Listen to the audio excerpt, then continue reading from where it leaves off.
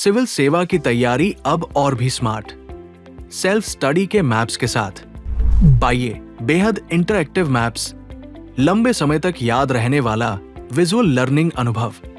चाहे पर्यावरण और पारिस्थितिकी में भारत के संरक्षित क्षेत्र जैसे बाघ अभयारण्य और नेशनल पार्क हो, इतिहास में साम्राज्य और उनके राजा हों, या भारत के अंतर्राष्ट्रीय संबंध, या विषय विशेष मासिक करंट अफेयर्स और भूआकृतिक विशेषताएं, सब कुछ आता है जिंदा इंटरैक्टिव मैप्स के साथ।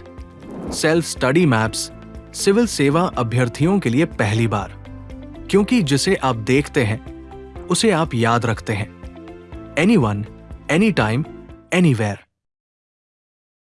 वायु गुणवत्ता प्रबंधन आयोग ने दिल्ली एनसीआर की सर्दियों की प्रदूषण समस्या पर विशेषज्ञ रिपोर्ट जारी की है। यह रिपोर्ट सर्वोच्च न्यायालय के निर्देशों के बाद एमसी मेहता बनाम भारत संघ मामले की पृष्ठभूमि में आई है। रिपोर्ट बताती है कि द्वितीयक कण पदार्थ सबसे बड़ा स्रोत है, करीब 27%। यह हवा में तब बनता है जब sulphur dioxide, nitrogen oxide, ammonia और उड़नशील कार्बनिक यौगिक वायुमंडल में आपस में प्रतिक्रिया करते हैं। प्राथमिक स्रोतों में परिवहन सबसे आगे है, 23%। इसके बाद जैवावशेष बायोमास का जलना 20%, धूल 15% और उद्योग व विद्युत संयंत्र मिलकर 9% योगदान करते हैं।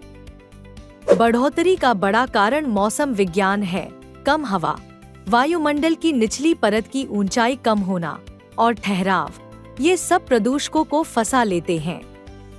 यह केवल अचानक नए उत्सर्जन बढ़ने की कहानी नहीं है। दिल्ली के सूक्ष्म कण प्रदूषण का लगभग 2/3 हिस्सा दिल्ली के बाहर से आता है। इसलिए आयोग ढांचागत सुधार, स्वच्छ परिवहन, विद्युत और संपीड़ित प्राकृतिक गैस और एनसीआर राज्यों द्वारा वार्षिक कार्य योजनाएं अनिवार्य करने की सिफारिश करता है, ताकि जवाबदेही तय हो।